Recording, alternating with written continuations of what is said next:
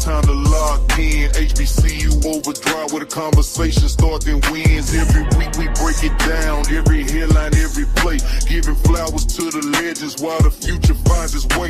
HBCU Saturday, they got the fans glued to the screen. HBCU tonight with Doc Holliday. Keep it clean from the some swag to the MEAC. Every story get respect. SIAC, CIAA, independent, never left. Tailgates, band battles, coaches talking X's and O's. Players chasing greatness while the culture only grows. Jackson State, be our love, we shine over every school. If it's HBCU business, then you know that's what we do.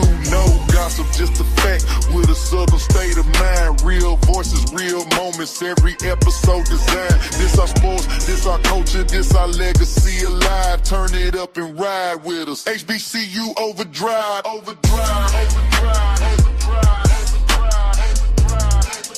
HBCU overdrive, overdrive, overdrive, overdrive, overdrive. HBCU overdrive, overdrive, overdrive, overdrive,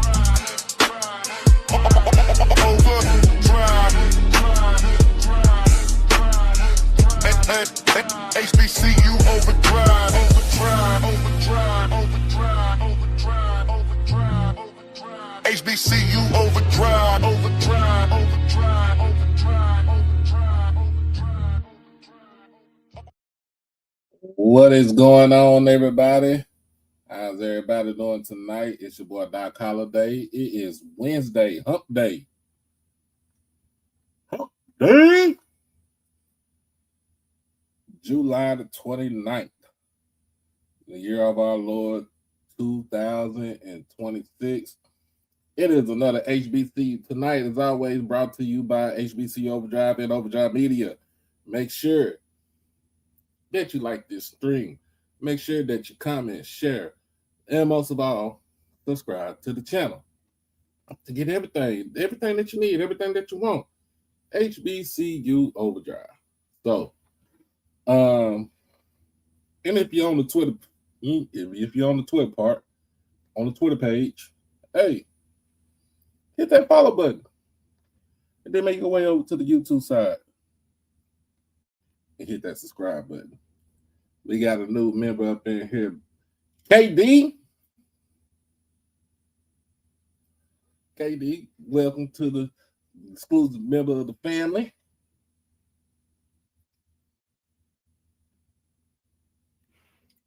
So yeah.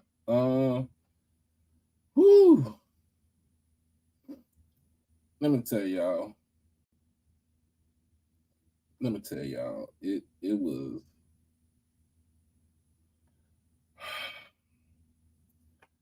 I had a very, very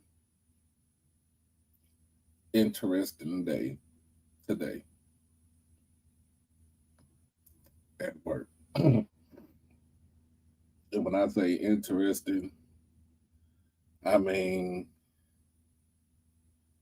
I damn near was about to put hands and feet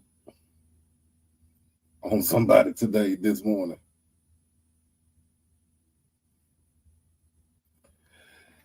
I damn near about to put hands and feet on somebody this morning at work. And it's the craziest thing because my bosses, they was there, and Lord, it was just the fact that they had to calm me down.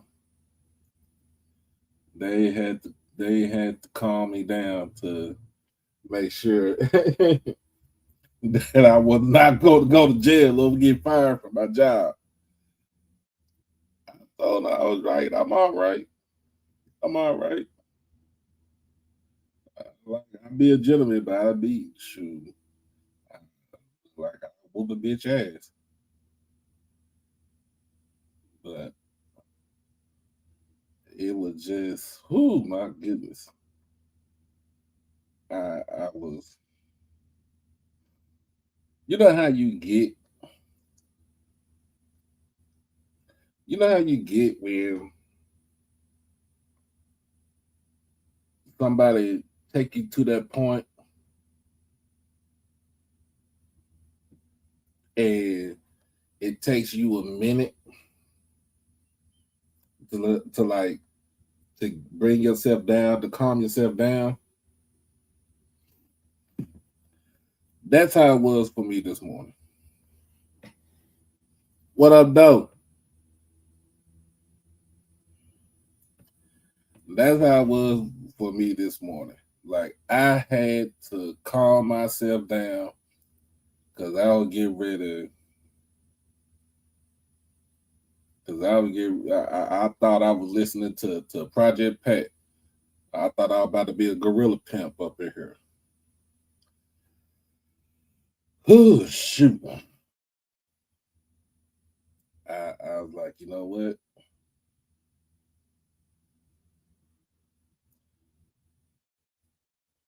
I'm like, you know what? I cannot.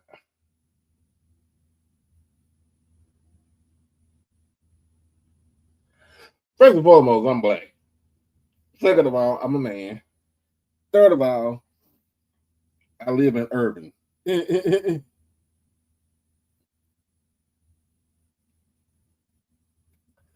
So those are the three things that I had against me this morning. But the person that was going, the person that was chirping with me was also black. But she was only chirping because we caught her trying to steal out of the store.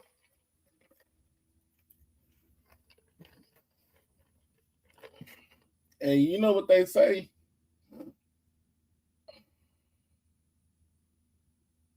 The, you know what they say? The guilty ones are the loud ones. So, like I said, I was glad that, I caught myself. My bosses caught me because I was getting ready to go upside this woman's head. And then the most ironic or but asinine thing I ever heard, right? From this woman said that I was being racist towards her. And and I had to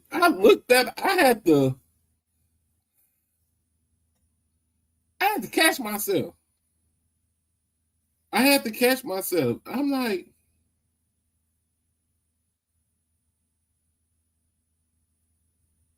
how am I being racist towards a black person? Because first and foremost, you came into the store. I don't judge nobody what they wear when they come into the store. It don't matter. Just don't come. I be like people at Tuskegee. Don't come out with no bonnets and no pajamas and shit on like that. I hate that shit. I hate it. But I'm like, you got on a bonnet. Maybe your hair messed up, or maybe your hair is still dressed up. I don't know. I don't know. But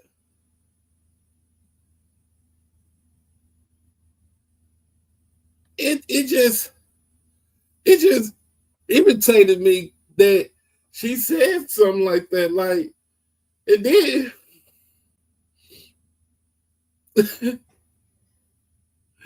But okay, then.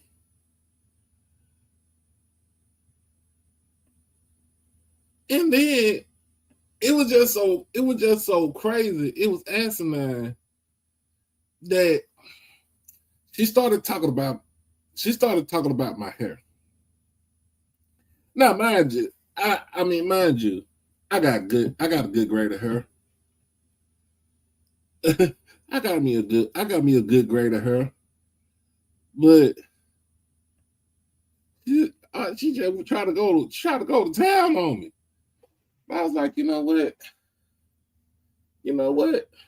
God's still working on me, because if this had been like 10, 15 years ago, Doc, it'd have been a whole different story. It'd have been a whole different story. It'll be a whole different story. But yeah, man, that's what I had to deal with today. What's going on, Mr. Ford? How you doing today? How you feeling? I'm feeling better now, shoot. I almost Mm-hmm. my bosses had to stop me because they like, oop, David, they like, oop, David is about to go upside this person's head at work. Oh, at the job. At the job. So I had to stop myself, and they had to stop me because it was not about to be pretty up in there. I was like, look, this is my short time. Let me do my job, and I could go home. Let me go home. It's already 100 degrees outside here in Dallas. Yes, it is, man. Yeah, we getting the heat over here with no sun, no direct sunlight, just 95, 96, no sun out, nothing. It's like, you know what? I said it's about that time. It's about that time. That time of the year of the summertime is when it get real hot. Yeah. The ignorant people start to come out. Yeah, they want to do all the shooting and the stabbers and yeah. stealing out of, like, dude, y'all, like, I'll be like this: stay your ass inside. Stay in the house. If you need something, you can just order it online, and somebody can pick it up for you and drop it off at your house. Just stay inside. If you don't mean well, stay your ass inside. You remember back in the day, I think it was in the 80s, they say freaks come out at night. Remember that? Freaks come out at night. Oh, yeah. And that's why we used to try to stay in, for But you know what? It was so crazy because I used to see when I worked at Walgreens, when I was working at the other store at Walgreens overnight, I used to see a whole bunch of stuff. I really don't say too much about it, but I used to see a whole bunch of stuff. It's like 2, 3 o'clock in the morning. I was like, y'all know what? I got nothing else better to do y'all. Just shop at Walgreens. I'm like, yeah, really? That you know what? I was like, you know what? I'm so glad that Walmart had went back to closing at 11 o'clock. Oh my goodness! But yeah, I think I had 11 or 12. Mm-hmm. Because at one time it was 24 hours. Yeah, it was 24 hours. But you know, my mom, when she used to work for Walgreens, I mean not Walgreens, but Walmart, she met Sam Walton. She said that he never wanted to ever be 24 hours. Right. Okay.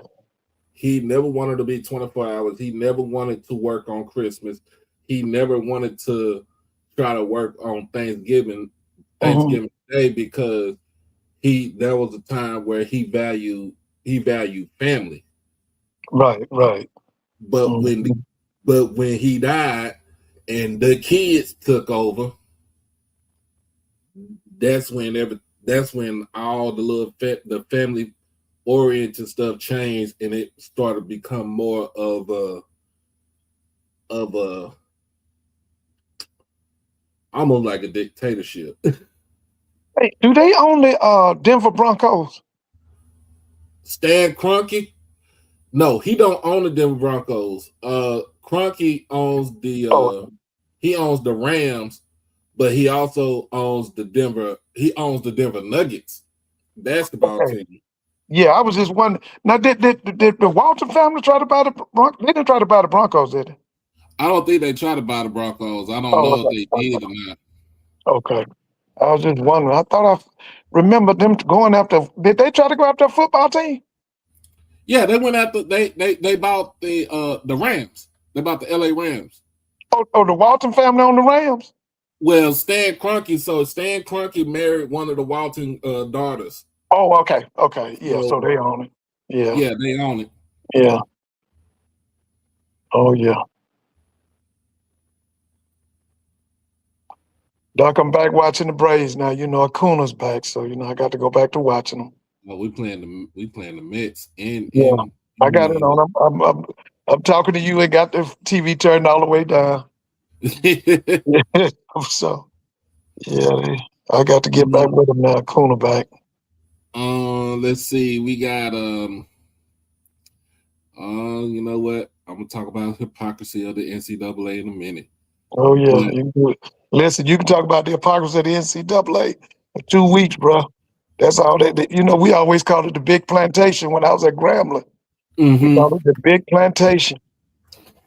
Let's see. In sports, I think Draymond Green re-signed back with the Yeah, Warriors yeah, I saw that. on a 1-year deal worth almost $28 million. I think it's time for Steph to go on and leave up out of there. He not gonna get Yeah, no chance. Draymond probably get him a big analyst job or something because they say he's a good basketball man. I was Oh thinking yeah, he'd be like Barkley, say all kind of wild stuff, but they say he really knows the game. yeah. Yeah, he does know the game. I mean, I'm not saying that I'm not gonna. I don't question that man's intelligence. I Yeah, just question some of the antics that he that he does. You but, know, like, I was a fan of his until he pulled that stunt when he hit that. Remember that guy? They was at practice and he went up and oh, we're here, Jordan Poole. yeah, I'm through with him after that, man. I was a big fan of his because I like how he could play in the front court and the back court. He had them. He had them kind of like Rodman kind of qualities, you know, and he could and he really could pass. I used to love seeing pass.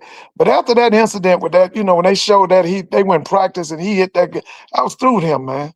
I thought that was slum. I did. I didn't like that at all. Hey, that's KD, right? Yep. What's happening Yep. now? Hey. My Cowboys, they done started training camp out there in Oxnard, California. Yeah. So they went into camp today, this weekend, or when did they start? They started Monday. They flew out Okay, so how Monday. many HBCU boys y'all got on the roster? Still got James Houston. Still Yeah. got we What still about got that boy from Marquise Sam? Bell. Yeah, we still got Marquise Bell. Yeah. We got Isaiah. We got Isaiah Land. Oh, Isaiah Land is in Dallas? Mm-hmm. Okay. All right.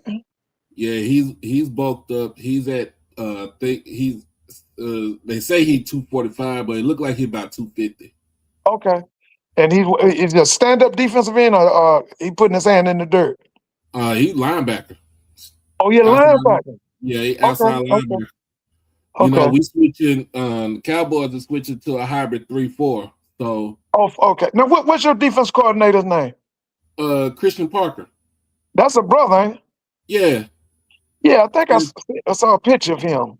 Yeah, he came from the Eagles. Yeah, I've seen. He's young, right? Isn't he pretty young? Yeah, he's young. He's in his mid-30s. So he Yeah. came from the Eagles. So he learned under Vic Fangio. Oh yeah. But he's an HBCU guy. He went to Hampton. Oh no, he went to Hampton. Yeah. He played for Hampton. Yeah, I think he did play for Hampton. Okay, that's Joe Taylor. Who was his coach? So if he was in his mid-30s, he was. I don't think it was Joe Taylor. It wasn't Joe Taylor. So somebody after Joe Taylor. Probably so. Yeah. Okay. But he's switching the defense to a hybrid 3-4 with multiple fronts, like a 4 front, 3 front, 2 front. He's in that mold of Vic Fangio and if you really think about it, who did Vic Fangio learn from? Because he had to learn something. I know Bill Belichick does. I remember Bill Belichick used to do multiple fronts. Yes, he did, man. In New England. Man, them people complaining up there so bad. I was talking to my sister. Man, she said everybody up there ready for him to go, man. He got a clown show. They say that he running a zoo, man. He got they just put his right hand man on suspension. I mean with pay, but that guy's in some mess. And then that girl, you go with that real young girl, she got a mess going, and now they're being investigated. The program is being investigated. Mm. Okay, so he didn't go to Hampton. He went to Richmond. Oh, he's a Spider. He's a Spider, but he's a Spider. His coaching. He started coaching. He was a DB coach at Virginia State, and then he was a DB coach at Norfolk. He was a defensive analyst at Notre Dame under Brian Kelly, and then at Texas A&M in 2018 under Jimbo. Oh, okay. All right. Then he was a defensive quality control coach with the Packers. He was a DB coach with the Broncos, passing game coordinator and DB's coach with the Eagles, and then, of course, he's the defensive coordinator now for the Dallas Cowboys. All right. Now, when's your first preseason game? On the 15th, if I'm not mistaken. Now, let me ask you this question. You know the guy that was the head coach of the Buffalo Bills. What was his name? Which one? The guy they fired from last year before Joe Brady. What was that coach's name? It wasn't Dayball. No, this was he was the head coach of the Buffalo Bills. They fired him, and now they're hired Joe Brady. Who was before Joe Brady? Let me see. He's kind of a young guy, wasn't he? Yeah. I was asking because now that guy was really good with defense too. Now that guy was. Did anybody hire him as a DC or anything? I don't know. I don't know. Let me check and see because see who was last year's Buffalo Bills. Huh? Yeah. Listen, man. You know what? I'm surprised ain't nobody got that dude. That dude knows some defense, man. That guy's good, man. That guy's good, man. Sean McDermott is good, bro. Yeah, I watched him. He don't have no job right now. Yeah, that's crazy. Because let me tell you something. It ain't many folks no more defense than that dude, man. That dude is good, man. I watched him. I mean, he wasn't a bad head coach. It's just I think what's his name was ready for him to go to. What the quarterback name? Josh. Talking about Josh. Yeah, man. Josh and them ready for that dude to go, man. Josh them wanted Joe Brady because Joe Brady was his OC. He the one he probably went to the front office and got rid of. You know how they do. We talking about the same Joe Brady that was OC with the LSU when the Carolina. Yeah. I know he was LSU. I want to say was he with Carolina Panthers? I think. Let me see. Yeah, look up Joe Brady because they give him the credit for transforming that LSU offense that helped because he was under Orgeron. He was under Ed Orgeron. He had Joe Burrow. Yeah, that's right. He had Joe Burrow. They won the national championship. Yeah, Brady was the passing game coordinator and the wide receiver coach for the LSU Tigers during the 2019 season. Yeah. Yeah, he was the offensive coordinator for the Panthers and So, yeah. He also worked on the Sean Payton at one time. I think he was with New Orleans. He's with the Saints. Yeah. Yeah. He was an offensive assistant with the Saints. Yeah. He's on the Sean Payton now. Mm-hmm. Payton knew his offense too now.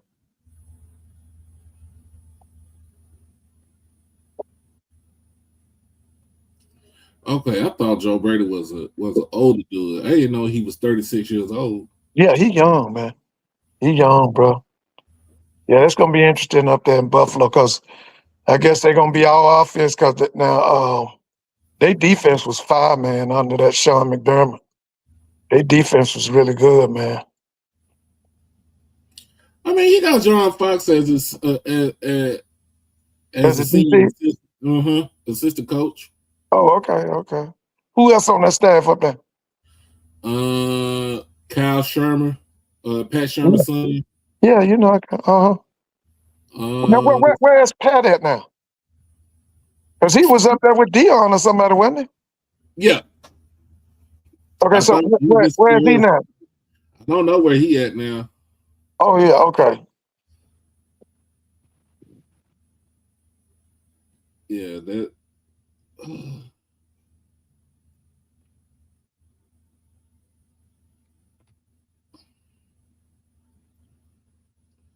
Yeah, he don't have no job right now. Which one? Pat Shermer. He don't. He Oh, don't okay, have yeah, because he was offense coordinator for Colorado. Shadua. What? Yeah, for Shadua. Didn't he have Shadua? Not last season, but the year before, 24. Okay, who had it his last season? In 25. Now I'm talking about when he's with Colorado. Pat, he wasn't up the kid's offense coordinator at Colorado. Yeah, he was his he was so he was offensive coordinator. He was co-offensive coordinator in 2023 At Colorado. Yeah, so yeah, he Uh, had Shador. He had yeah, Shador for 23 and 24. that's what I thought. Because Yeah, I can't remember who was the OC on Dion's on his first staff. The first year was there. Who was the OC? it was. Guy went to San Diego State. That's right. You're right. Yeah, It's a guy. Yeah, he was coaching Kent State. You sure did. That's it. Yep. Sean, Right. Sean what's Kelly. his name? Yeah, that's right. You're right. That's it. Was it Because he Sean went to Kelly? San Diego State. Yeah. No, his name's Sean. No, not Kelly. What is that guy's name? He was head coach at Kent State. Yeah, they was when they were averaging about 40 points a game or something at Kent State. Yeah, I think it was Sean Lewis. Sean Lewis. Yeah, I remember him. That's right. Came from Kent State to Is he Colorado. Now he's still at San Diego State? Is he still there? You know, Darian Hagan went with him. Yeah, Darian Hagan went back. Yeah, Darian Hagan. See, San Diego State them supposed to come back this year as the Pac-12 or Pac-10 or something, right? Right. Yeah, the Pac-10 is supposed to be back. Yeah, they're coming with those the group of five Boise, institutions. it's Boise State. Boise, yeah. Who else is in it? Washington State. Sean Lewis is the head coach of San Diego State. Yeah, so he's still there. He's still there. Mm-hmm. Did they put Texas State in the Pac-12? They did. Yeah, they did. That's that guy's name. What is it? Kent Kimes. What's that coach name? He's supposed to be an offensive mind too. What's the guy's name at Texas State? At Texas State. Yeah, that guy's supposed to be really good, man. Is it G.J. Kenny? That's him. Kenny. He's supposed to be an offensive mind too. Yeah, he was at Incarnate Word. Yeah. And then, because you know what? They played against Jackson State. Sure did. I remember that. I watched it on TV. San Marcos. Yeah, but I have what you call that? I have nightmares on that game right there. Man, listen, man. TC didn't have no special team that night. Who was the team was just awful, TJ Finley? Yeah, that was just him. Was a quarterback. Yeah, from Ponchatoula. Yeah, that cat been trained by a lot of people, man. I'm talking about some big timers. Hey, you know what? TJ Finley's high school coach that was at Ponchatoula. He's back at Archbishop Shaw. They had gotten him out of retirement. Hank Tierney. He's the man who coached Ryan Clark and the Joseph brothers and others at Archbishop Shaw in the West Bank of New Orleans in Marrero, Louisiana. Yeah, Hank Tierney is back. That Finley kid played about 8 years too, didn't he? How many years he played? Yeah, he done. He called it. Hank Tierney coached him. And he back at Shaw, and what happened? Father Steve Ryan, the principal of Archbishop Shaw, talked. They say he got stayed on the phone talking to him. He said he was retired. He said he had prayer with him. he said he had to get him back in. I think in Tierney's second season back, he won the state championship. That was 2024, and yeah, that was Ryan Clark's coach. Back there, yeah, he coached TJ Finley at Ponchatoula High. So where's TJ Finley? Where's TJ Finley? He back Great in question. Louisiana. Yeah, he retired from college football. He did about 8 years, didn't he? How many years he played? He came out what year? 20. What he came out 2018. Because he played with LSU, Auburn. He played with Texas State. Who else he played with? Western Kentucky. Western Kentucky. Oh man, West Kentucky, yeah. Oh man, he went up there Tulane. Man, he played a long time, bro. Because I remember watching him. Yeah, he made an NFL career in college. But to me, when it comes down to me with this, it's the fact that like you don't know what you really want to do. Yeah, he was before Lindsey Scott Jr. Yeah. At least Lindsey got what 5? Lindsey got what 5? He had 5 years. And then Lindsey Scott. He decided to go to the CFL. I mean, to the UFL. I watched his father play running back at Southern. Lindsey Scott Senior. He's now an attorney in Baton Rouge. Yeah, I remember his dad. Dad played for Pete Richardson. Yeah, played for Pete Richardson. He was on that team that won that first championship in his first season. Yeah, I remember his dad. Yeah, 93 team. That was at Randall. Oh yeah, I watched him play in person. Yeah. At the Bayou Classic. Yeah, them teams came through here. Back then, we had something called a Heritage Bowl. Oh, I remember the Heritage Bowl. That's when Southern beat South Carolina State and won the Black National Championship. Southern dominated that darn Heritage Bowl. Now they would win it every year. The teams that came up and beat them were, I know Howard beat them. Hampton beat them one of those years. When Howard beat them, that was the guy that's now the head coach, Ted White. Ted White. Yeah, Ted White. Yeah. Yeah, out of Glen Oaks. Yeah. Yeah, he came out of Eric Randall's school and the Northern Brothers. They all played at, and that's what G went to school from. Your Alcorn fan. Yeah, he's a graduate of Glen Oaks. Oh yeah. Let's see, the Pac-12 this year it comes back. So it's already been reinstated. So they got Boise State as well. Boise State, Fresno State, Colorado State, Gonzaga for basketball, Oregon State, San Diego State, Texas State University, Utah State, and Washington State. They got a lot of state schools up here. Yeah.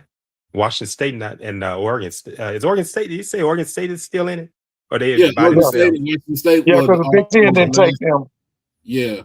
Yeah, they might win it. One of them schools like that might win it. One of them old Pac-12 schools, they might win the whole thing. You know what? Really, Stanford should go back, and Cal Berkeley is Cal Berkeley in it? Or are they in the ACC? They in the ACC. Both of them in the ACC. They need to go back to the Pac-12, man. They need to go back. I know some people in sports media in Raleigh, North Carolina. Sports talk radio. They have Black Sports Talk radio show in the mornings, and they were the ACC football media. They were CIAA and ACC, and Stanford, because Stanford and Cal Berkeley, they're in that conference. They talked about them. Yeah, they need to go back. They need to go back, man.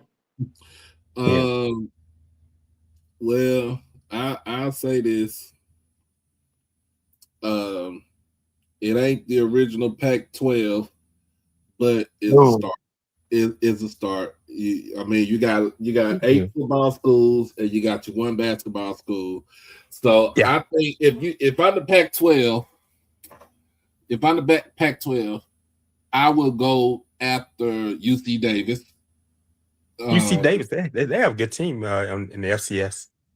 Yes, they go after UC Davis, because simple fact, for a school like that to have 31,000 people up in there, what you used to say, Mr. Ford, you got 31,000 folks. You an FCS school pretending to you an FBS school pretending to be yeah, that was North Dakota State. North Dakota State. You took the words out of my mouth, Mr. Ford. Yeah, they was them folks used to come and beat Kansas State, and then play FCS. Yeah, That's They what I'm beat the University of saying. Iowa. Beat them in Yeah. Iowa City. Yes. And they beat Kansas or Kansas State. Yeah, beat Kansas State. Yeah. But these I schools think that that's. came I from think the Kansas Mountain State they West, beat. the schools that came from the Mountain West, I mean, they can play some ball. So Oh yeah. Them can play. Yeah. Yeah, they can UC play. Davis. That's what Ken O'Brien would played Yeah, at that's what former Ken. Jets quarterback. But they Yeah, were Division II at that time, I think. Division II during that time. Yeah, Yeah, they was Division II. But yeah, them former Jets schools quarterback. from the Mountain West, some guys can play. Boise can Oh play. yeah, Boise man. been around. Now I remember back in the day, Boise played Grambling in the one In AA playoff. 1980, that's when Boise won the national champ. Boise State won the national championship. That's Yeah, when they Trumaine played. Johnson played at Grambling. That's Yeah, right. The front line was called the Trees of 1980. Terror. Yeah, I Trees remember of them guys. Terror. Trees of Yeah, Terror. Grambling lost a close one in the snow to them, and my father talked about it. Lost a close one in the snow to them in Boise, Idaho. Yeah, Boise State won the national championship that season. Yeah, Trumaine Johnson was on that team. Yeah, and so was Doug Williams' younger brother, Mike. Mike. Yeah, Mike. They had Yeah, Mike Mike was on. and Skip Ezel. Skippy Ezel, Everson Walls, Everson Albert Wall. Lewis. That's right, Snow. Yeah, I remember them Andre guys. Robinson. That's another person. Mr. Ford, get on Yeah, the Skippy Ezel. Everson Walls in the damn Hall of Fame. Which one now? Get Everson Walls in the Hall of Fame. Yeah, man, that's Hey ridiculous. man, he He's should have not been in the Hall of Fame. Fame. I've gotten to know Everson. Man, nice guy, man. And he comes to the Grambling games. One of the nicest people you want to meet. He's not full of himself. People just love him. He gave Ron Springs a kidney. Sure did. He did. They even had a book about it. Yeah, There was a book that was they done were all about that. teammates down at the with the Cowboys. That's With the the Tony Cowboys. Dorsett days. Danny White and all of them. Yeah, I remember those teams. Yeah, I remember they were all on the team together. Yeah, I remember them guys. They came in, broke our hearts one year. We thought we were going to the Super Bowl, the Falcons. Dallas came in, hit a Hail Mary. It was Danny White to Pearson, Drew Pearson at the end of the game, man. Oh, Drew Pearson's a character. And they went on and lost to the Eagles. Eagles lost the Super Bowl to the Raiders. The Raiders, yeah. That's hey, you know what? My neighbor on the next street from me, right here where I live in Monroe, Louisiana. My neighbor on the next street was on that Eagles team, Charlie Smith. Yeah, I grew up with his son. Yeah, oh yeah. They played. That was Dick Vermeil's team. Yeah, I can walk right through the yard across the street to his house. Yeah, yeah. I remember Charlie. Yeah, he's coaching track at Wasserman High School here in Monroe, Louisiana. Won state championship. So Everson Walls back in Louisiana. Oh no, Everson Walls lives in Dallas. Yeah, he comes to the Grambling games. Okay. He was from Dallas. He does come to the Grambling games. Yeah, he's from Dallas. He's from Dallas. He was went to Berkeley. When he went to the Cowboys, he was undrafted and then he started. But he was not drafted. He was not drafted. He was not drafted.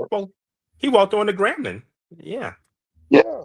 Everson was a bad boy, man. Wow. He walked on the Grambling and walked in, he didn't even get drafted. Yeah, he didn't get drafted. But he was something else now. And he's a great guy. When they say he comes to the game, he still lives in Dallas. He comes to the Grambling games sometimes. He went to Berkner. He went to Berkner in Richardson. Yes, that's his high school. Yeah. Okay. I know he. I thought he was from Louisiana. I forgot he is from here. He's from where you are. He's from Texas. He's from Dallas area. Yeah, Rob used to recruit Dallas and Houston real hard, man. He used to bring a lot of good boys from Dallas and Houston. Man, people just love Everson. 57 interceptions, and he not in the Hall of Fame. That's what I'm saying, man. They don't make no sense, man. I still said Doug's supposed to be in there for what he had to endure and go through. He should be in there too. Yelling, dealing with racial slurs and threats man, and everything listen, else. Man, they got a video now where the whole crowd at Tampa called him a nigga. Oh, the whole crowd. That Tampa crowd. Wow. Yeah, and that the person that it didn't bother Doug, but it bothered his wife. Yeah, because his wife was from Georgia. Wife passed away. Yeah, that's what I'm talking about. That's who it was. Yeah, Janice. Yeah. And that dude that was the owner of the Tampa Bay, he was awful, man. Oh, Hugh Culverhouse. Oh, he was awful, man. He was terrible, man. Hugh Culverhouse. Yeah, he was terrible. Yeah, And you know they Doug did named all that him. stuff, and then Oh he yeah, want to give he Doug no money. he was the one who said that he was gonna draft Bo Jackson, and Bo Yeah. Jackson said, "Yeah, don't draft me." Sure And then did. he did it, and Bo Jackson went and played baseball. Yeah, hey, we were in Florida, in St. Petersburg, and I know Troy is from there. My mother's uncle was still living during the time. We went there at summer of '86, and we were there. My dad had his Grammy cap on. Went to a donut place there in St. Petersburg, and the lady started talking about. Said, "You from Louisiana?" And he said, "Yeah." He said he just had a going away party for Doug Williams. He had just signed with Washington. Mm. Yeah, because he went to San Antonio, the Gunslingers first. Yeah, he went to the USFL. Then he went because the Redskins signed him, and I think it was Kevin Bryant together. Kevin Bryant from University of North Carolina. Carolina. Yeah, they signed together. Joe Gibbs. But see, what people didn't know, Joe Gibbs came. He was a position coach at Tampa. He came to Grambling. He spent some time in Grambling. He was sent there by John McKay. John McKay, yes. He worked Doug out for like a week, man. Yeah, and you know what? I thought my uncle, my mother's uncle, my great uncle, his son took me even at his dad's house. He said, you know what? He said he going to Washington. He said that's how Washington beat the daylights out of Tampa. He was real put out the way they treated the Doug. One thing, my uncle, they loved Doug. Yeah, they were put out with them.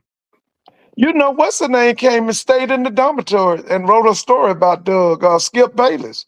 He was a young reporter with Dallas Morning News? Dallas Morning News. Yeah, he came and stayed in the dormitory a whole week. I think, you know what? Now, Skip wrote for both of them, but I think this one, Dallas Times Herald. Yeah, he came there. He admitted it one day on TV. He stayed in the dorm. They was doing a feature article on Doug Williams. He came and stayed in the dormitory. Robbed him, put him in the dorm. That sounds like Coach Rob. Yeah. Yeah. Well, his son was my father's roommate in college. He's my neighbor. He graduated junior. Y'all need to get on the phone, just like we at Jackson need to get on the phone for Harold Jackson and Jimmy Smith. I met Harold Jackson. I met him when I was you need to get on it for Otis Taylor. Yeah, it don't make no sense. Otis Taylor in that NFL He's not in the Hall of Fame. That's ridiculous. Is he not in the Black College Hall of Fame either? I don't think he is. No. Hey, my father was in school at Graham. My father was in the marching band at Graham during the time when Otis Taylor was playing at Prairie View. Dad saw Otis Taylor play 2 years. They went undefeated. Dad said they were tough. And I think they beat Fam. I'm trying to say they beat Fam 1 year in the Orange Blossom Classic while Otis Taylor was in there. The record books. Yeah, Otis Taylor, Dad was talking about him. Otis Taylor's the one that made Len Dawson look good with the Kansas City Chiefs. That dude was the truth, man. Otis Taylor was the truth. Made Len Dawson look good. Yeah. 89, bro. Yeah. He just died maybe a year or two ago, I think. Sure did. And that's what Dad was talking about. Otis Taylor. See, my father, even to this day, he say he has a lot of respect for the Chiefs and the Raiders because they were good to Grambling. And my father was in school when Buck Buchanan, Willie Brown were at Grambling. My father was in the band at Grambling during that time. And those guys were like 2 years ahead of him. And he see him on campus. But you know, I say this as the NFL, when you look at all the players that came from our institutions, right? Like I said, I look at the Raiders because Al Davis didn't care about no color. He didn't care about that. I look at when the Cowboys, because Cowboys had a lot of bigotry with Tom Landry. But with Tom Landry, but when you got Gil Brandt as your dang on as a Gil scout, Brandt. Oh man, and he knew what he was looking for. Well, now let me tell you about Gil. Gil actually he introduced the use of the computer in getting them players. Because if you didn't see what he would do, he would put your measurables in the computer. If the computer kicked you out, he didn't fool with you. You could be at a small black school and that computer like you, he was coming to see you. because Gil was masterful at recruiting HBCUs for talent. But first, you had to go through the computers, because see, really Dallas, with that whole thing with IBM and Texas Instruments, the city of Dallas was instrumental in making them billion-dollar companies, man. And what the Cowboys did, they incorporated the computer into drafting their players. Hey, well, Texas I'd say Instruments. this: Gil Brandt was smart for what he did, because you don't go and get no Rayfield Wright and Rayfield Wright, Fort Valley State. And but he actually brought Rayfield as a tight end, and then they changed him to an offensive tackle. Ed Too Tall Jones. Too Tall was at Tennessee State. Yeah. And then he should have been in the Hall of Fame. Yeah, he should have been in the Hall of Fame. And then the other team in the NFL. I mean, who was you said was the other team in the NFL besides the Raiders and the Cowboys? No, the Cowboys was the NFL. The Raiders were AFL. Raiders and Chiefs were AFL. I'll just say it overall. Oh yeah, but see what happened with the AFL was they opened the floodgates for all of them HBCUs to come in. That's why their teams got so good so quickly, because they opened the gates to the HBCU. See, if you look at the first team that won the Super Bowl as an AFL team, that was the New York Jets. The Jets had Berlin Big, that was Jackson State. They had Winston Hill, that was Texas Southern. They had Johnny Sample, that's Maryland Eastern Shore. They had a bunch of guys from Blackhawk. Then the next year, because they won it in '69, '70, the Kansas City Chiefs was loaded with black college players. Willie Lanier was Morgan State. Otis Taylor was Prairie View. Emmett Thomas, I think, was Bishop. Was it Bishop? Bishop. Yeah, he came out of Bishop College in Dallas. Emmett Thomas was actually a quarterback. Pro Football Jim Hall of Famer. Kearney was a quarterback too. He was from Prairie View. That dude was named Jimmy Marsalis. He came from Tennessee State. Now, what he brought from Tennessee State was what y'all call today the bump and run. He brought that from Tennessee State. Frank Pitts came out of Southern University. Southern University, that's right. Tank, that boy was named Tank Holmes. He was Southern University. Yeah. Buck Buchanan, Grambling. Buck Buchanan, Ernie Ladd, Grambling. Grambling. Yeah, Ladd was on there. He had gotten hurt. But Ladd originally went to the Chargers, but then he ended up with the Chiefs. Yeah, he and my uncle used to hang out there. They went to school at Grambling together. Big Cat, when he comes to Monroe, he used to come and hang out with my uncle and go to his house. And because Charlie Jordan went, he came from Grambling. He went to the Chargers. Yeah, he came from Grambling. He was in school back when my mother was but he didn't go to the Chargers. I think he went to the NFL. He went to the NFL and played the Chargers. Yeah, but I'm saying he went to somebody before the Chargers, wasn't he? He was with the Chargers. That's the only team I can think of that Joyner was with. Oh, okay. That's what I can think of. Because I remember they called him Speedy Joyner. Yeah, he's from Lake Charles, Louisiana. W.O. Boston High School. W.O. Boston, Yeah, that was a legendary high school down there. Oh, yeah, W.O. Boston had some athletes, man. I heard about W.O. Boston. Then they consolidated come Lake Charles, Boston. They brought those schools together. And now it's closed. That's the city that's McNeese State. That's what McNeese State. Washington Marion, the other black school, they had Soul Bowl. It was Boston and Washington Marion. Yeah. I went to school in McNeese. Boston. Yeah. That was it right there in that area called that I can hear it. I'll just tip of my tongue in that area, that black area of Lake Charles. W.O. Boston, Lake Charles, Louisiana. Yeah, they had a powerhouse. Yeah, so he started with the Oilers. I thought he started with somebody else. He started with the Oilers. The Oilers. Okay, Then he played with the Bengals, and then he finished the rest of his years in San Diego. Yeah, he and Shaq Harris were teammates at Grambling. Yeah, he played many years for San Diego. He was the first down guy for Dan Fouts. Because they had they had Charlie Joyner, they had Wes Chandler, they had John Jefferson, they had a boy named Bobby Duckworth. Oh, they Kellen had Winslow. Kessler. Kessler Winslow was a tight end. Kellen Greg Winslow. McCrary was a tight end. Chuck Chuck Muncie at running Muncie. back. Yes, sir. Chuck Muncie was a running back. They James was Brooks at the loaded. other running back. That man came from San Diego State. That was their head coach. Yeah. John Coryell. Yeah, Eric Coryell. Yeah, Eric Coryell. Because he came to them from the St. Louis Cardinals. Yeah, Don Coryell, Eric Coryell. Eric Coryell. Yeah. I remember Don Coryell when I was a little one. Now I was just reading oh yeah, let's talk about that this. area.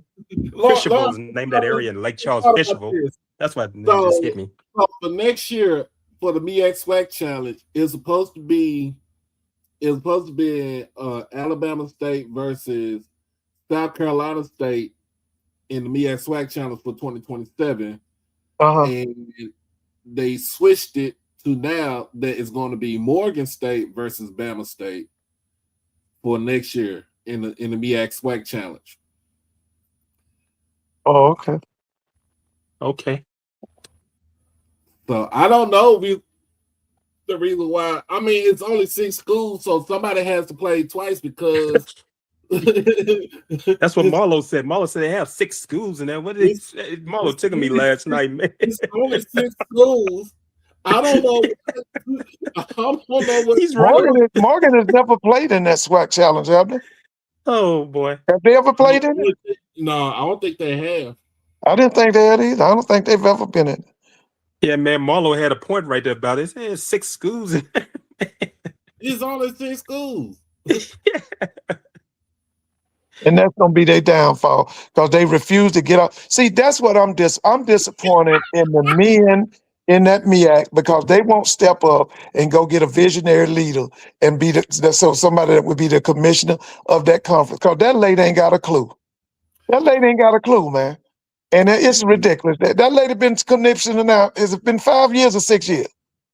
I know it's after Dr. Des Tyler. I know she was promoted that. He retired. Yeah, he was terrible too. He was the commissioner 19 years and didn't do nothing. You know what? And I met Dr. Dennis Thomas. We were on a flight that I went to GHO in 2019 in Greensboro, North Carolina, A&T's homecoming. And we were on the same flight. He was heading back to Norfolk. He had been to Alcorn's, their anniversary of it was at that anniversary of that 1979 team at Alcorn. And we happened to end up on the same flight at Jackson. They had spent a night in Jackson and got a flight because they had a storm. We're having a sinkhole at the airport here. And we end up on that same flight. Nice guy, and I know people. It was terrible. Yeah, he was awful as a commissioner, man. He was the worst commissioner during his period in the HBCU, man. He was awful, man. Yeah, I remember he turned around and gave he wasn't nothing. He was under Slick Harvey. Slick gave him that job to tell him what to do, and then Slick put him in that commissioner job. He was terrible, man. South Carolina State. He was defense coordinator at Alcorn. Them was the worst South Carolina State teams I've ever seen in my life when he was the head coach. I remember him. Them the worst. That was the late 80s. Them was the worst South Carolina State teams I'd ever seen in my life. Yeah, he got his master's from right here in Monroe at Northeast. What's now University of Louisiana Monroe. That's where he got his master's from. He was on the coaching staff for a season while he was in graduate school. That was back in the 70s. Because one of the guys that was on his staff at South Carolina State, he's passed on, played the Bills. You probably remember him, Mr. Ford, named Fred Coleman. He was tight end out of it was Northeast Louisiana University. Yeah, sound like I heard that. Fred Coleman. He was on his staff at South Carolina State. Dad knew Fred Coleman quite well. He's passed on. Did Fred work here in Atlanta for a while? He may have.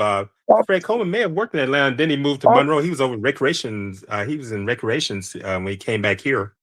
Yeah, I'm wondering. That was a guy from South Carolina State. I can't think. This guy was Mississippi. He was on the staff at Southwest DeKalb. I was wondering if that was him. He may have. I know Fred Coleman was from Leland, Mississippi. He played at Northeast Louisiana University because Dr. Thomas coached him at as an assistant there. And before he ended up at Alcorn, he was on Marino Chasm. He went back to Alcorn to be defense coordinator under his coach, Marino Chasm. Yeah. But he was terrible as commissioner of the MEAC, man. He was awful, man. And now he gives it to this lady. She worked for the presidents and the chancellors of the schools. That let you know they corrupt. They don't want nothing. Because if you're gonna keep that lady, I'm telling you, man, I'm disappointed in the men of the MEAC. I know a bunch of them. I know people from all them schools. And I'm telling you, it's ridiculous, man, that you would keep that lady in that position. That lady don't have a clue. That lady don't have, I'm not trying to be disrespectful or not. I'm telling you the truth. That lady don't have a clue. And they're going to end up with that conference shutting down because, see, what's going to happen, one of them schools is going to get disgruntled and pull out, man. They're going to pull out. And then the MEAC going to be like dinosaurs, extinct. It'll be like SWC, like the Southwest Conference Southwest Conference. They dissolved because all of them was cheating. SMU was one of them. No, they're gonna end up like the GSC. They're gonna end up like the Gulf South Conference. I remember GSC. They only got like 3 member schools, and they can't get an automatic qualifier for the playoff for the Division II playoff because they only got 3 schools. Man, listen, if Morgan State can get the right coach, they would be the Prairie View of the MEAC. It's like how Prairie View is now. Because for some reason, that dude had enough sense to go get Tremaine Jackson. If they could get the right coach up there at Morgan State is a sleeping giant type of school, man. They got money, they got location, they can get athletes. If they would go get the right person. Is Gerald Huggins still there, Doc? Go ahead, Ms. Ford. I wasn't interrupting you, Ms. Ford. Is Gerald Huggins still at Morgan State? Yeah, he's still at Morgan State. Okay. Yeah, he's still there. I didn't mean to interrupt you, Ms. Ford. That's all right. You're good. So let's go ahead and talk about this going on now. The NCAA just hit Alabama State with a penalty involving the former running back Ja'Cory Croskett-Merritt. And this came from this. I got this from HBCU Sports. The NCAA has handed out its ruling in one of college football's strangest eligibility sagas. And while the case is technically closed, the debate is just getting started. Alabama State was hit with a mitigated level 1 violation tied to the eligibility controversy surrounding former running back Ja'Cory Croskett-Merritt. The penalties include 3 years of probation and a $30,000 fine, plus an additional 1% of the program's budget. Alabama State is making it clear it does not agree with how the NCAA drew its lines. To go back to it, to understand the frustration, you have to rewind to Croskett-Merritt's winding college career. Unranked recruit in 2019, the 5'11", 208-pound running back began at Alabama State, where he spent multiple seasons building his resume. But even those early years became a point of contention. Official NCAA records show he played 8 games as a freshman, enough to burn a year of eligibility. Alabama State, however, maintained he only appeared in 4 games and should have been granted a red shirt. So this is what they say. Here's where things get messy. According to Alabama State, Croskett-Merritt's jersey was reassigned after his season ended, and another player wore his number in subsequent games. That led to discrepancies with carries being credited to Croskett-Merritt that allegedly were not his. After transferring to New Mexico in 2023, Croskett-Merritt exploded on the scene with 1,190 yards rushing and 17 touchdowns, a breakout season that put him on the radar of Power 5 programs. He entered the transfer portal again, committing to Arizona, briefly flipping to Ole Miss and returning to the Wildcats. Arizona ultimately cleared him to play. Ja'Cory rushed for 106 yards and a touchdown in Arizona's 2024 season opener. ironically against his former team. Then, just as quickly as he arrived, he disappeared. Arizona held him out the rest of the season due to renewed eligibility concerns. The Washington Commanders later selected him in the 7th round of the 25 NFL draft, and he delivered a strong rookie season with 800 yards, 805 rushing yards, and 8 touchdowns. I mean, so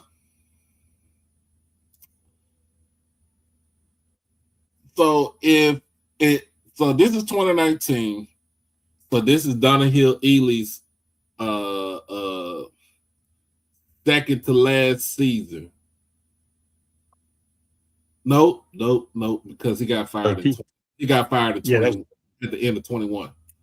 2021, yeah, because that was that abbreviated season. Yeah, he was let go. He let go, and then that's why he robbed. Bro, he robbed that for the 2022 season. I think did he coach? Yeah, E-Rob came in the 2022 season. Yeah, came in 2022. Yeah, because we played. I remember we played. That's when he and Dion got into it. When you talking about you ain't swag. That was in 2022. So this is during Donahue Ely's coaching tenure, and if they gave Ely was 2021. If they gave Ja'Cory's number to another player, then and they sat down Ja'Cory, then those carries should have went towards the other player. And if they sat him down after the 4 games, of course it should be, he should have been he should have had a he should have had a red shirt. Dog, let me tell you this. But what Alabama State has gotten caught doing is something that all black schools used to do because we were not on television. And the only time people would really check our rosters was when we went to them white folks playoffs. Black schools been doing that for years. And what they would do, like you said, they would what they trying to do is preserve your red shirt season. And they would play other people in other people's jerseys and stuff. But see, they should have known better than that. With all these games being televised and everybody got their eyes on the swag. Really, this is really foolish, man. But that has gone on for years. See, I remember when they was doing that in the 60s, the 70s, even in the 80s, they was doing it. But as we became televised and everything became digital and on that computer, you can't do that kind of stupid stuff no more. You can't do that anymore. You can't do that no more.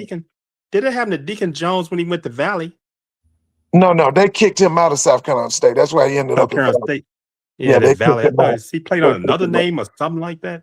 But they kicked him out of South Carolina State because they were they was involved in civil rights, in the civil rights struggle. That's why he ended up in Valley. But I'm just telling you that what they did, they should have known better. Yeah, we used to do that back in the day, okay? Because one of the things that black college football had to improve, because we was on TV, was the officiate. See, I used to go to games in 6 and 7. I'm talking about it was terrible cheating by the officiate from all them conferences. My father talked about that. They had to clean it up because of the fact that they were on TV. Right. Because the first year that Dion them came, man, we was like, wait a minute, y'all got to do something about this officiating now. We're going to be on TV every week now. We can't be doing this kind of officiating on TV. And it did. And one thing I do give Dr. McClellan them credit for, they did clean up that officiating, man. Because at one time, it was terrible, man. It was terrible. So my father talked about that in the 60s. He said it was, what you just said, Mr. Floyd said, it was horrible. So the Grammys involved. Thing, y'all, and I don't want nobody to get no conspiracy theories and everything. Okay, so remember the SID is the one that takes out all the stats, right? So at that time, the SID at that time for Alabama State was one Mr. Travis Jerome. He was the SID at the time at Alabama State. Now, can it be? It's not his. I'm gonna tell people, it's not his fault because he's taking down stats. This has nothing to do because he's not. He doesn't have. I just want people to understand. Travis don't have the authority to tell a player to change their numbers and stuff like that. That's on the coaching staff. Yeah. Like I said, that was common practice at one time, man. Right. That was common practice. So this was before Travis got there, and if it was like I said, if it was a mistake, he probably made one mistake for one game, but at the time, he putting it down for another player, but in that same number, then that falls on the head coach. That falls under the man's position coach. That falls under the offensive coordinator. Because it also falls on the AD because the AD got to sign off on this stuff too. Okay. It falls on him too now. Okay. So the AD supposed to know. It falls on the AD. Yeah, so, it falls on him too now. So here's the thing. They said the NCAA concluded that a former Alabama State sports information director altered statistics on the school's website, allegedly at the direction of a former head coach. Both individuals are no longer with the program. Okay. Now, like I said, I ain't trying to do no conspiracies because Travis is one hell of a SID. You know what I'm saying? Love the man. He's done wonders for Jackson State. He did wonders at Tuskegee. He did wonders at South Alabama and at Alabama State. Yeah, he was at Alabama State. Yeah. Oh, okay. All right. But nobody should not go after him because he's following orders from somebody else. And if it's from the head coach, that's on the head coach. Coach Hill Ely, that if he did that, if that was the case, then he is wrong. He is dead. He is dead wrong. Because now you have put this man's eligibility, you know what I'm saying, in question. Like you said, if he would have let's just say he would have transferred in 22 after Eddie Robinson got there, right? Let's just say he would have transferred in. So what would have been his, if he would have transferred, guess what? In 23, that would have, 22 would have been his last year to play. Because he done burnt through a whole, like you said, he burned through a whole red shirt. If that's what they're saying.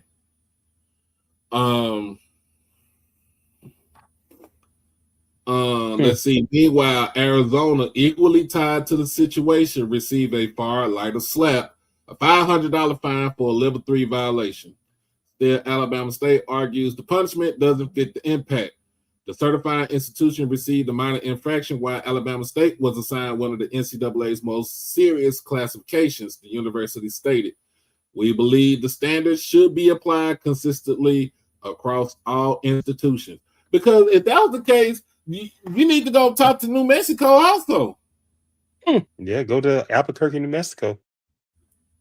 Because he played, Mr. Ford, am I right? If you're going to go across the whole board. Yeah. What, like you said, though, what they did, it didn't deserve the penalty that they got. Now, Alabama State was wrong because I'm telling you, everybody's done that now. Listen, let me tell you how deep this goes. See, when I was a kid, when I was a little boy, Florida A&M would have 300 players on the yard, okay? They had something called the pit. You had to play your way out the pit, be on the varsity. I heard about the pit. Okay, yeah, Jake would only dress 88. Now, you could stay in that pit 3 and 4 years, but you didn't play. Your name was never on the roster. But then you could have been in Florida A&M 3 or 4 years, and then you came up to the varsity. You still got 4 years to play. So I'm telling you now, this ain't nothing new. I know what they was doing. What it was, they saw that married kid, like you said, he probably was, he ain't had no stars and wasn't no big timer, but he was from Montgomery, and they realized that kid could play. And what they was trying to do was preserve years for him, and that's what led to all of this changing uniforms and all that. Because I know people that, listen, man, that is nothing new. I'm telling you. But see, when you got eyes on the swag like Blue and what's that boy, Kyle Mosby, them guys bringing national attention to the swag, you can't do that backward shit no more. No, You can't do it. All this technology out there. Listen, Blue know every player in the swag. Yeah, I listen to him talking, and he You know was naming all. You can't do that stuff. No. See, you could do that when it was a time we get 1 or 2 games. We might get Grambling against Morgan State at Yankee Stadium. Okay. Then the end of the year, we might get the Bayou Classic. That's all we're gonna be on TV. See what I'm saying? It ain't like that no more. Nope. Black college is on TV every week. Right. You can't do that stuff no more. But let me tell you, man, listen, Alabama State was wrong. And when you're wrong, you get them penalties. You can't determine what penalty you're going to get. But That's true. Know what they was doing.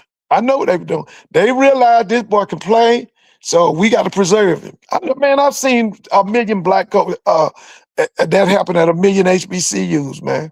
I remember dudes used to play 6 years, man. I'm talking about back in the 70s and the 80s. They probably did it. We were talking about Charlie Joyner, Mr. Ford, but the name of the area where W.O. Boston located, that's in Fisherville area of Lake Charles. They probably doing all that stuff back during those times. Yeah. But doing it, I'm telling you. Listen, I'm telling you, Jake would have 300 players on the yard. But they was in the pit. He on the varsity was 88.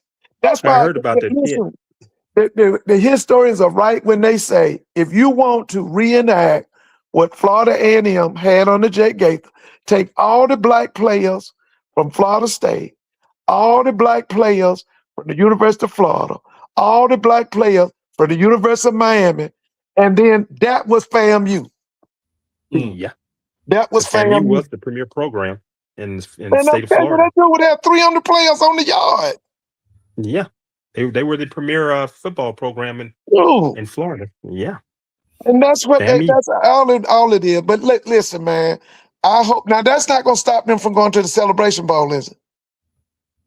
No. Okay, good. No.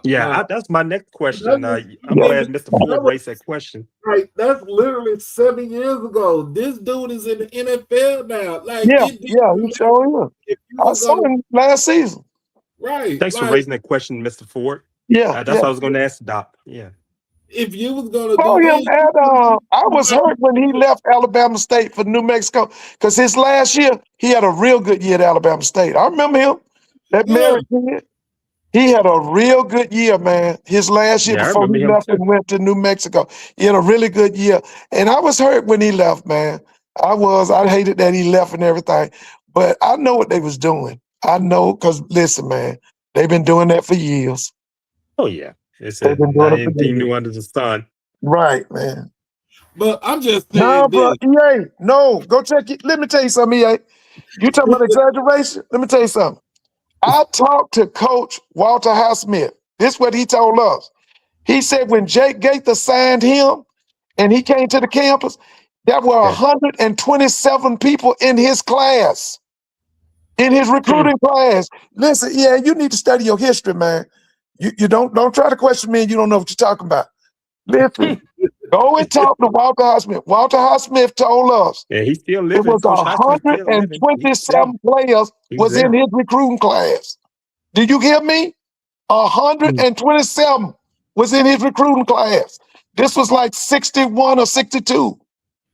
Yeah, back in my phone was that Grambling. And KD got it. Like, why are they even bringing this up now? You bring it up now because he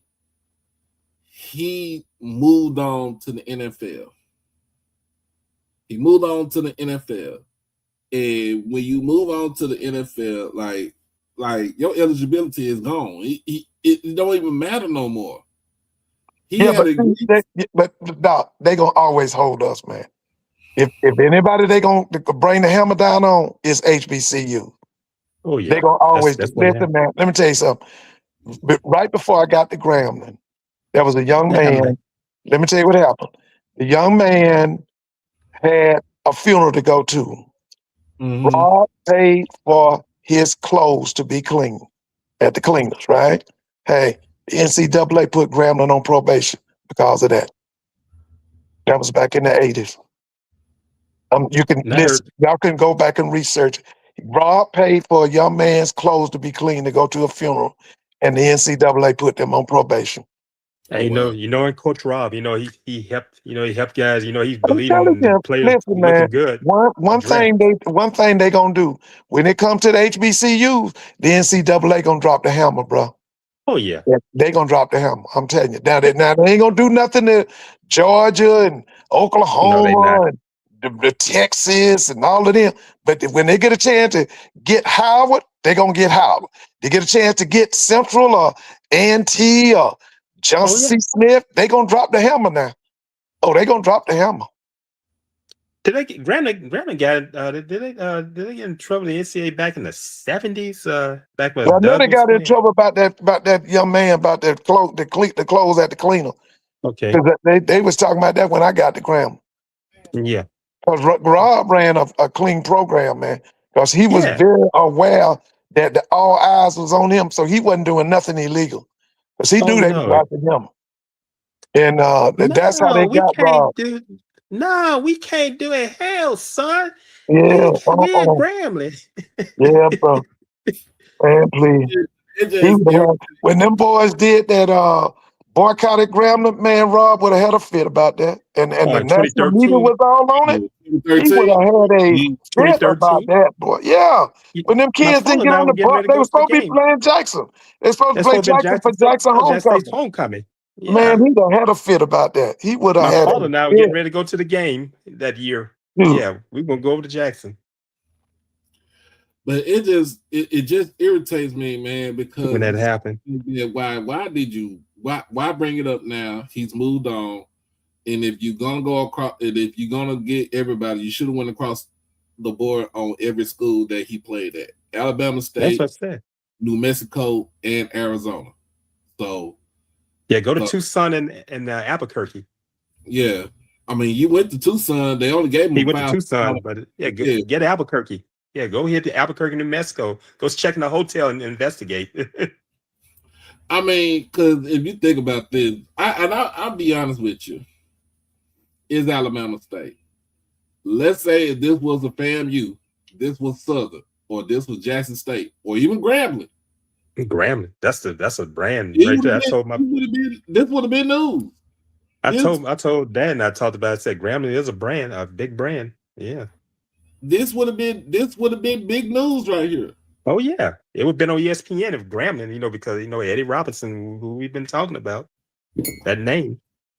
So, I mean, the man had 800 yards. The 800 yards last season for the Commanders.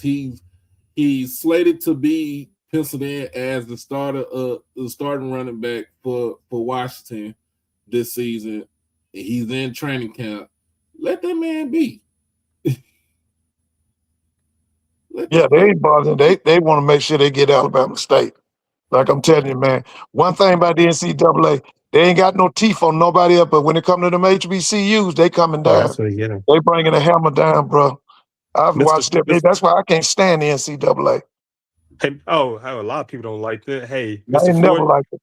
Mr. Ford, when they said to a coach, is like, I know Coach Raw, he said he wasn't a cursing kind of person. His two favorite words were hell and damn.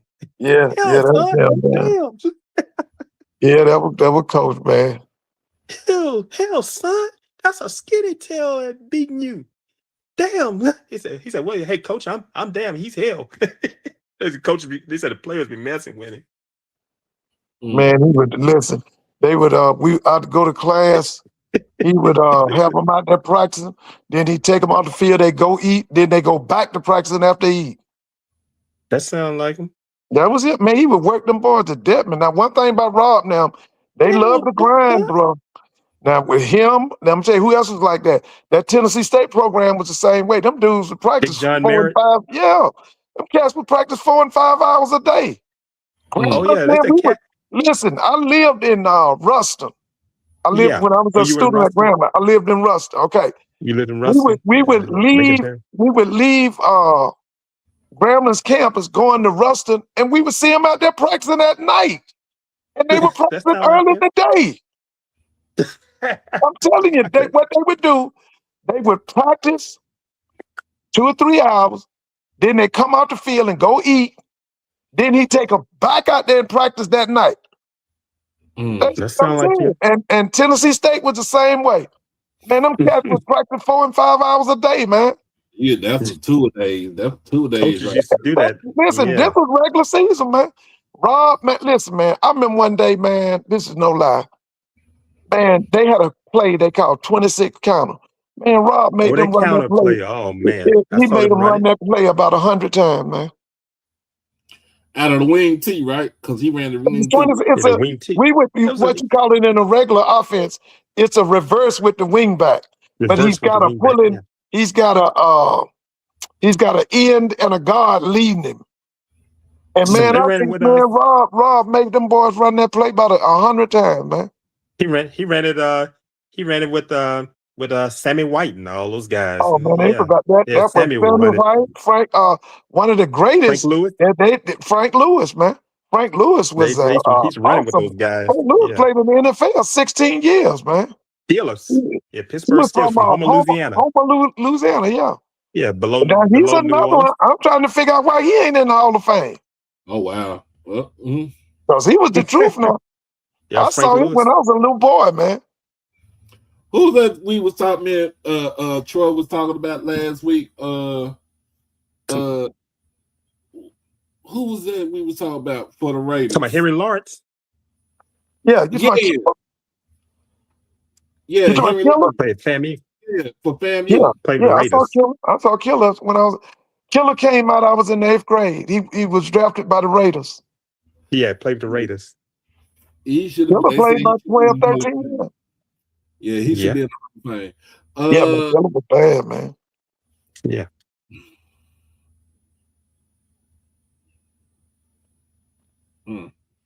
Let's see. We got in the SIAC, the conference has tabbed Edward Waters to be at the top of the side this year. I'm not surprised. Last year they had a record of 5-5 overall record, but they did start the season off 3-0, and they did win against the reigning CIAA champion in Virginia Union last season. They did.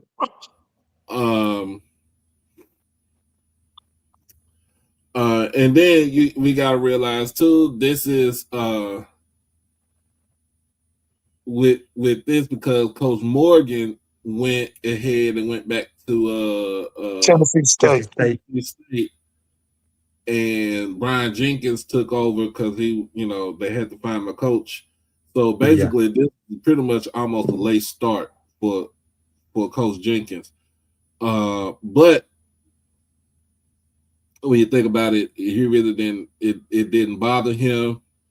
He had Noah Biden as his quarterback, Eric Dooley as his offensive coordinator. So he got some sort of continuity. And then now they thinking that the senior running back, John Terrius Thomas, was named the preseason offensive player of the year, while junior linebacker Trayvon French earned the preseason defensive player of the year recognition. So Edward Waters has I think they can actually get it done because he run it reverse.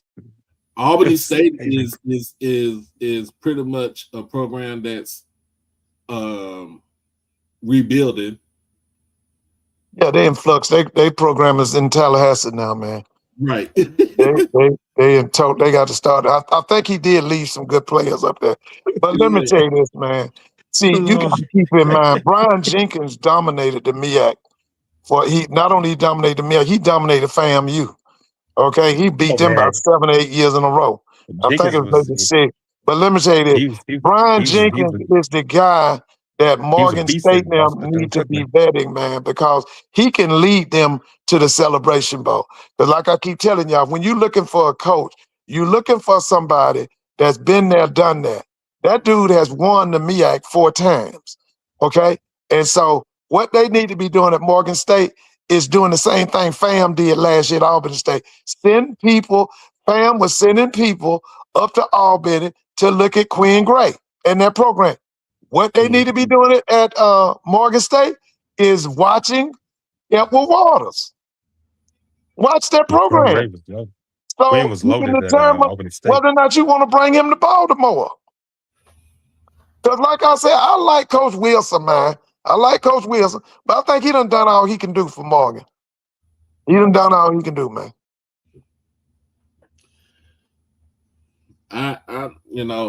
Let's see. They also picked Benedict to finish second, even though Benedict was the championship runner-up last season in the side, and then they picked Tuskegee to finish third. Oh, they picked Tuskegee. We'll see. Tuskegee, because they Tuskegee ain't been nothing since Willie Slater left. That's the last time they were great. Great program. I saw them several times last year, and like I told you before, there got to be some changes down there in Tuskegee because I need Tuskegee to win for tradition's sake and history's sake.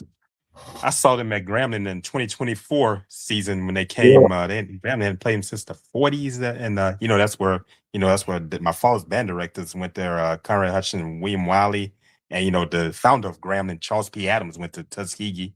They brought all that out, and that didn't look like the Tuskegee that we remember. You all. That looked like Common G and Slater. So they got Albany State in 4th place. They round out with Kentucky State at the top 5. So Kentucky State is at 5. Allen, Miles, and Fort Valley is in the middle of the pack. Savannah State and Clark complete the top 10, while Central State, Morehouse, and Lane were slotted in the final 3 positions. Now, I'm going to say this. From what I heard about Savannah State, they say they can travel. Is that true, Mr. Ford? As far as their fans? Yeah, Savannah State fans. Now, they used to travel. This was years ago when they had Shannon Sharp. Yeah, they brought a crowd on the road, but I don't know about now. I haven't followed them. Generations have changed. Yeah. But let me say this, man. I went to the Fountain City Classic last year. That's Fort Valley versus Albany State every year in Columbus, Georgia. I watched it on BT back in the day. That Fort Valley team last year is the worst Fort Valley team I've ever seen in my life. And I've been watching Fort Valley State football since the 60s. And they were terrible, man. That's the worst Fort Valley team I've ever seen in my life, man. They were awful. I mean, no discipline, wasn't organized, just terrible. And see, you got to remember, I saw Fort Valley in the 60s. For 24 years, I think that streak was from the 60s, 70s into the 80s. Fort Valley didn't have a losing season. That was Coach Stan Lomax. And then after Coach Lomax, the next big winner they had was a guy named Doug Porter. He had worked Doug Porter. Coach at Grambling. Grambling, that's right. He worked with Eddie Coach Porter. Yeah. That was the coach right-hand man. That's right. Coach at Valley they went a period where they didn't have a losing season for 24 years. But that program now is at the bottom level, man. It's terrible, man. It's terrible. Like I said, that's the worst Fort Valley State football team I'd ever seen in my life, man, was last year in Columbus, Georgia. Coach Porter said it was quite different. He said after leaving Graham and going to Howard, he said how he saw he had to really try to he had to try to try to sell Howard sell football to him at Howard. So it's just he stayed there a few years, and after 78, he ended up at that's when he ended up at Fort Valley State. Well, the problem with Coach Porter and them had some good teams up at Howard. The president at that time was a guy named James Cheeks. Cheeks didn't want football to be like it was. See, he thought that's what he thought was that Coach Porter was trying to bring the SWAC to Howard, and he wasn't trying to. He wanted an outstanding program, but his whole thing was, football. That's a Grambling, Alcorn, Jackson State, Florida A&M. That's not what he wanted for Howard. His biggest problem was his own president. That was his biggest problem at Howard was James Cheeks. Yeah, he was the Blackbirds president when they were at school. They were recording. That's probably what he was digging, what they were doing. He didn't think about no sports. Well, he was a preacher. Cheeks was a preacher, man.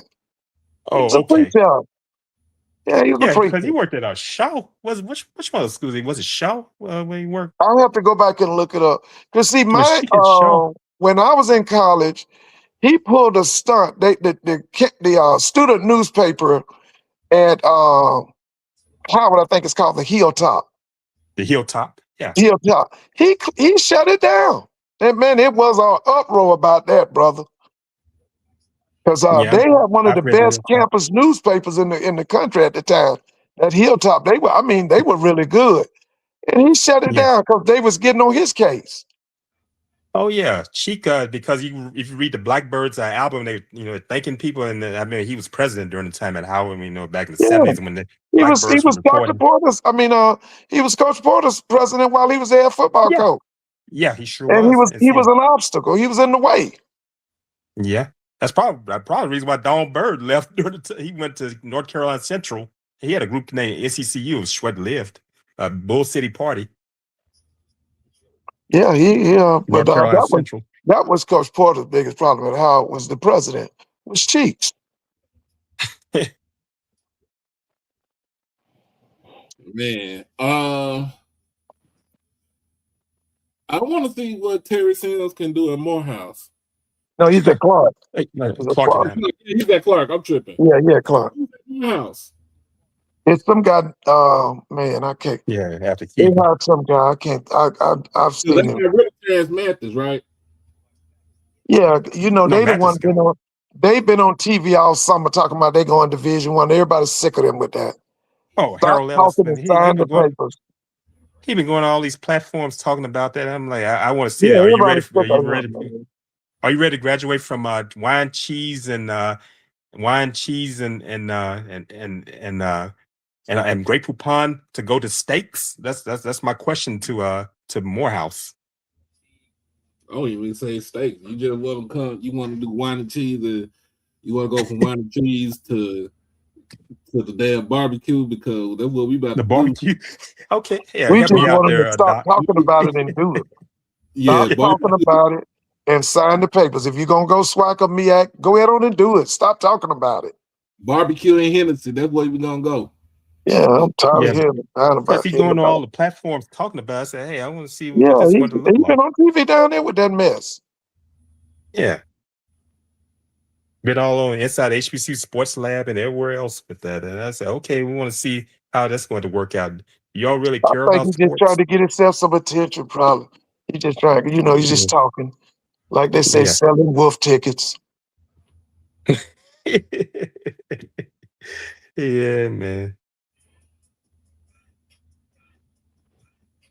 Yeah, you're right. We said selling wolf tickets. That's a good one, Mr. Ford. Wolf tickets. They ain't gonna do nothing.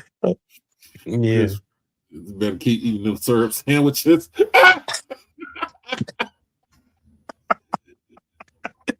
Hey, that's a good one.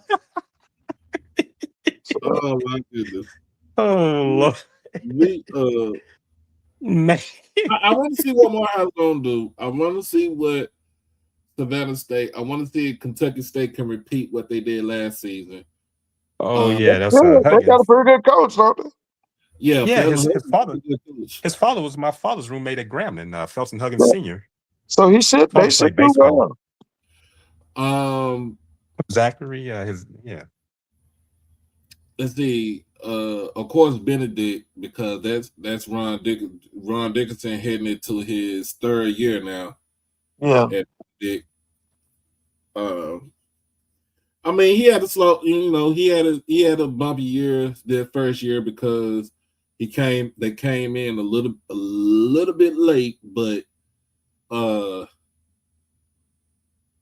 wouldn't say they weren't competitive because I mean they were competitive his first year, and then last season he just basically exploded out of there. So it was either between it was going to be between Benedict and Albany State, and both teams actually both teams did go to the playoffs, so that was a good thing right there too. Because But like Benedict won that thriller. Who's that they beat to win that thriller? Which team was that in the playoffs? was it it wasn't Newberry, Newberry. No. Newberry put out Auburn State. Was it Johnson C. Smith or somebody? No. Oh no, it was one of the white schools that they Was it won a thriller. Catawba? It wasn't Catawba? Yeah, I have to go back and look at it. I remember the game you're talking about. I remember the highlights. I had forgotten the name. I remember the game. Oh, it was Wingate. Wingate. Yeah. That's who. Yeah. Wingate. Yeah, that thriller. It was Wingate because Wingate was up. They kicked it off twice. Yeah. They returned it twice for a touchdown. NCAA Division II playoffs. Yeah. Oh my goodness. Because even ESPN talked about it. Yeah. No, that was they showed it. That I don't know what Wingate was thinking of, but if you got a lead like that, you supposed to put them to sleep. I guess they said they got that dog in them. Yeah, man.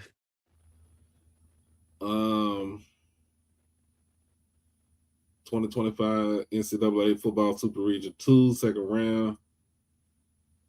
Yeah, Albany State did put Benedict out. Was it Benedict? No, Albany State beat Benedict twice, I think. Yeah, Benedict put Albany put Benedict out of the playoffs. Yeah, that's right. Yeah, they played in the second round. Second round, yeah. They sure did play each other. 2 games away from the national championship. Yeah, like I said, Newberry put them out, and Newberry came to Albany and put them out. Yeah. That's when they played Newberry. And if Isaiah Knowles was if he was healthy in that game, he had a boot on his foot. Yeah, it would have been Knowles. To me, some people say it wouldn't matter, but it would have been a whole different ball game if he played. That guy was an athlete. Yeah. Because I'm not gonna lie to you. I actually, while we were doing the show last night with Troy, I was actually watching the game between FAMU and Albany State. And when Albany State had got the ball, they marched down the field and scored the first touchdown. I was like, oh man, I was at the game. I went. Yeah, you went to that game. Beat them to death, man. Listen, man. They had Albany State's offense had the ball the entire first half. They couldn't do nothing with that offense he had. He said you and your uncle went to the game. If I me and my uncle, we went to the game. I was there. It was a big crowd because Albany and Tallahassee only about 90 miles apart. Yeah, isn't that far? Because Tallahassee is close to Georgia. Yeah, very close to Valdosta. Yeah, that's right. Yeah, I was like, "Ooh, this is gonna be a ugly game if they score. If they got down 2 touchdowns, it was gonna be ugly." Yeah, listen, after that game, I knew what's the name was on his way out. I knew Hey, he Oh, was talking out. it, about Cozy, James Yeah, Cozy. man, I Oh knew yeah, he was man. on his way out. Because I'm going to be hey, honest with you, man. Auburn State kicked they behind all over that field that first half. They did. They kicked they behind all over that field, man. Blue Yeah, said, Blue "Sadly, State.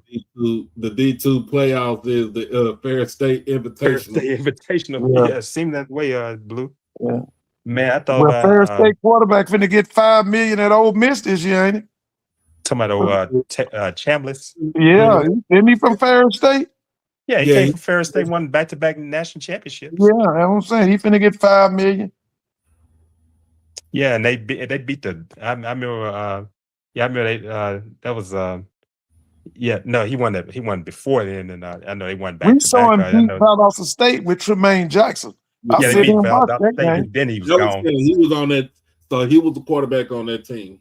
on that Yeah, team, yeah, and they beat up he was Valdosta gone. State. Mm-hmm. And Ferris beat Harding last year. There are a lot of Harding. guys from yeah, Harding had a lot of guys from right here in Monroe out of Washita Christian School. They're supported by the Church of Christ in the school, OCS. That's a high school football powerhouse. A lot of those players from Washita Christian School. That's my rival school. I went to St. Frederick Catholic School, and OCS. They send a lot of guys to Harding. If they don't go to Harding, they some of them might. I remember Saul Graves played there. Saul Graves played at LSU, but many of them went to Harding, and that's Oh, Yeah, straight Saul yeah. Grace went to BYU. He didn't go to no, BYU? he went LSU. LSU. Oh, he went He to was LSU. Okay. he was a backup to Tommy Hudson. Yeah, I remember Tommy. I remember. Yeah, he was Yeah, his that's when they backup. had all that talent and no coaching. With Yeah, Ferris, he was Hudson's backup. Yeah, I with remember. Ferris I saw State. Saul when I was a student at Grambling. He was at that. What was it? Wachita Christian? Washita. That's what I'm talking about. Yeah, That's the Church of Christ school. That's my rival school. I'm a graduate of St. Frederick, the Catholic yeah. school. That's our rivals.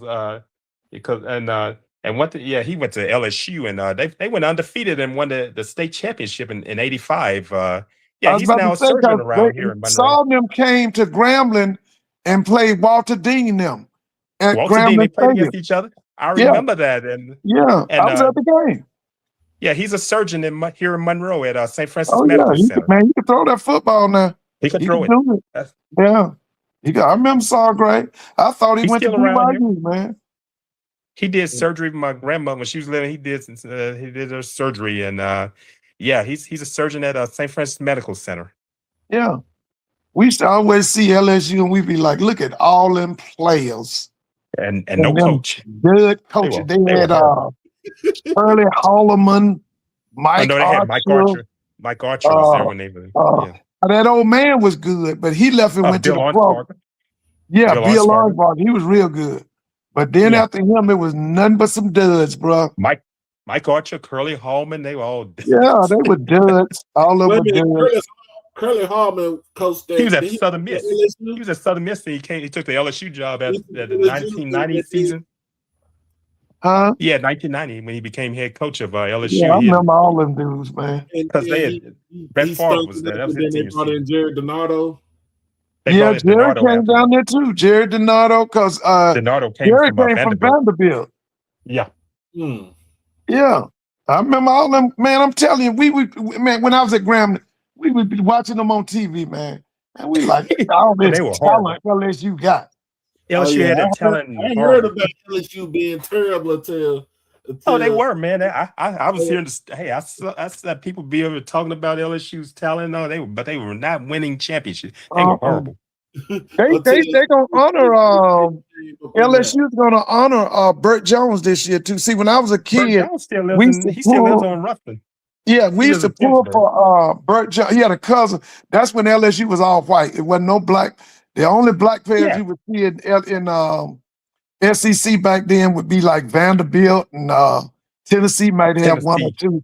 But LSU was all white. Alabama was all Yeah. white. Ole Miss Yeah, I was met all Burt white. Jones. And Yeah, I met Burt Jones. Burt Yeah. Jones, and he had a cousin named Andy Hamilton. And Yeah. we used to pull for LSU because of their uniform. And we used to like the way their uniforms look. Yeah, because his father passed last year. What's his Dub. father played name? Dub. Yeah, Yeah, Dub passed last year. his He's daddy played 99 for the years old. Cleveland Browns. His dad was Yeah. named Dub Jones. Yeah, Dub. I met Burt Jones. By the way, he owns a lumber place over in Ruston in Simsboro. Oh yeah. Yeah. He He's used to still living ride over through there. Gramblin's campus. We used to see he used to be riding on a Jeep. He used to ride through the campus. Yeah, He I a loaded big old dude now. They don't know Brett Jones about 6'4", 6'5". Yeah, he's a tall guy. I met him. Yeah, he's I tall loaded out guy, some man. equipment for him when I was working at Sears. When Sears was open, he had purchased some equipment. I loaded in his truck, and he and I had a nice chat. He was a big old dude. Because I remember when he got because he went to the Colts. He went to the he was a Colts. Baltimore Colts. What's the name drafted him? The guy that built UM, the first coach at UM. What was his name? Y'all know He said, the guy who built UM that made UM a power. The first, not Jimmy Johnson. The guy was before Jimmy Johnson. You talking about Howard Snellenberger? Howard Snellenberger brought him to Baltimore. That's who drafted him to Baltimore. The big mess up there was Howard didn't like how he was training. He benched him for a dude named Marty Dumries, and they was pissed off with him for benching that dude. They fired Howard Snellenberger behind Burt Jones. Yeah, Howard Schnellenberger. Yeah, with the pipe. And that's when he went to University of Miami. He left Baltimore and went to the Miami Hurricanes. Yeah, I remember Schnellenberger with the smoking that pipe. Oh, I tell you, Snellenberger is the one that brought Joe Namath from the north down to Alabama. People don't know that. That's who brought him to Alabama. Beaver Falls, Pennsylvania. Yeah, came out of Pittsburgh area. So they said that when Joe Namath got to Alabama, he put some pictures out on his dressing drawer that had black people on them. White folks told him to take them down. That's who he was around. He talked about that. He said he was there when Wallace stood at Foster Auditorium to keep those black students from coming there. And when I saw Foster Auditorium on campus, I've been on their campus, and they had a plaza, and they have Autorine Lucy Tower there. First black to go. They threatened that woman back in the 50s. She was a graduate of Miles College. I bring the HBCU side to this. Yeah, she was a graduate of Miles. She was trying to get a master's, and she was trying to get to Alabama just to go get a master's. She wasn't trying. That's what happened. They didn't no master's program at HBCUs, and she was trying to go to Alabama. And they threatened her. She ended up having to leave. No, you talking about Autorine Lucy. Yeah, that's what I said. Autorine Lucy. Yeah. Because Vivian Malone they graduated. Yeah, Malone. And you see what happened? That's Malone, and that was back when George Wallace was. Malone 63. That was 63. Yeah, 63. He goes. But what's the name went in 56? Autorine Lucy went in 56. Yeah, Lucy was trying to get her master's, and she was going to go to Alabama, and they threatened her. She had to leave. Listen, guys, y'all have a good night. I'm gonna take it in. I got to get in the morning. Y'all have a good night. Okay, Mr. Ford. You got to get ready for the kids will be in. Monday, we in pre-planning. We got the open house tomorrow night, though. Oh, okay. Yeah, at that time, man. Yeah, at that time, baby. Y'all have a good night. Yeah. All right, Mr. Ford. All right. Man, that was an interesting conversation. What happened to got my attention? I saw the Bama State penalty thing, and I said, "Wait a minute, what's going on here?" I had to get this one. Nah, it was cool because I think, like I said, Bama State they were complicit in what they did, but at the same time, if you're gonna get them, you need to get everybody across the board, and it has to be evened out across the board. If it was a small, simple mistake, then I could understand it. Give them a level 3, $500 fine. Send them on, send you on your way. Give them the same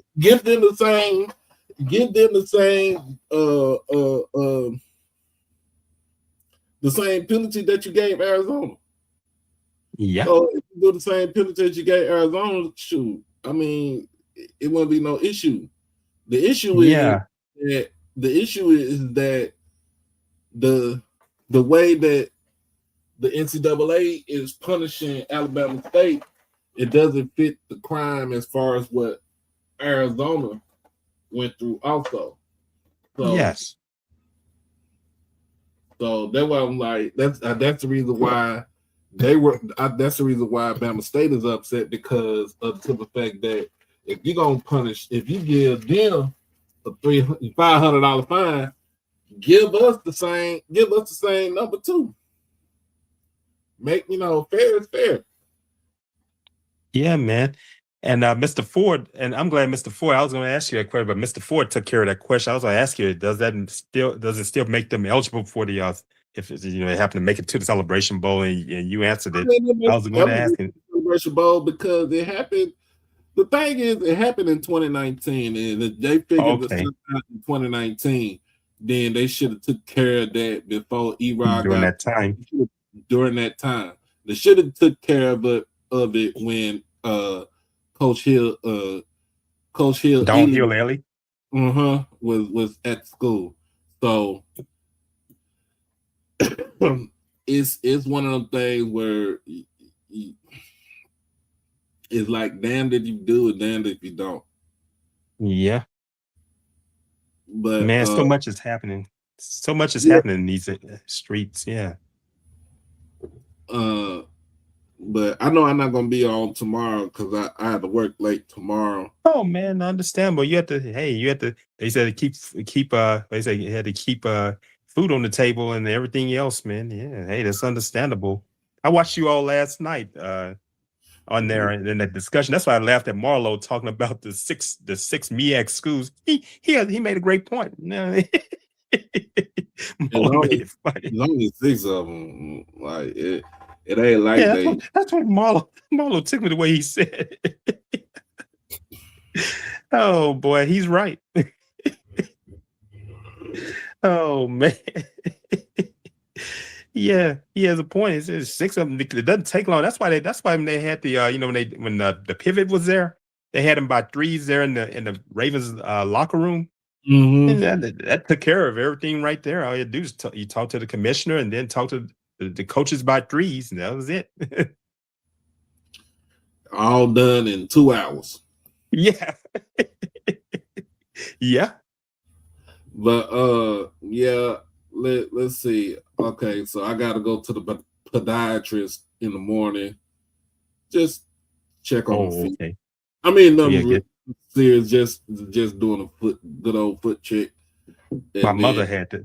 She had to go. I remember my mother had to go to podiatrist. My mother's having some health challenges, and she had to. That's where she had to go. And by the way, my mother's birthday is coming up on Friday. Yeah, coming up Friday. She'll be 80 years old. I know Mom said she's 20 years, but she's turning 80. All right. She said she's 20 something, but hey man, I'm but she 80. Do the same thing. I'm like, yeah. I'm 20 years old. Like you is 64. Yeah, my mother be 80. Yeah. Stop lying to yourself. And my father next month, August 27th, my father's going to be 83. Oh, okay. Okay. And he's still season ticket holder at Grambling. And you make sure. Yeah, because sometimes they say they're dragging around with the tickets. And his parking pass. They had to call. He had to get somebody to go get the stuff for him. They say that ticket office it's not what it used to be, and he used to be on top of things, but he had a different group in there now. And Dad had to get on the phone with him, and Dad said the people that work there today is just unprofessional. Just talking about him. What? Ones that were there, they gotten rid of him, and it's a pure mess. A lot of people have said that.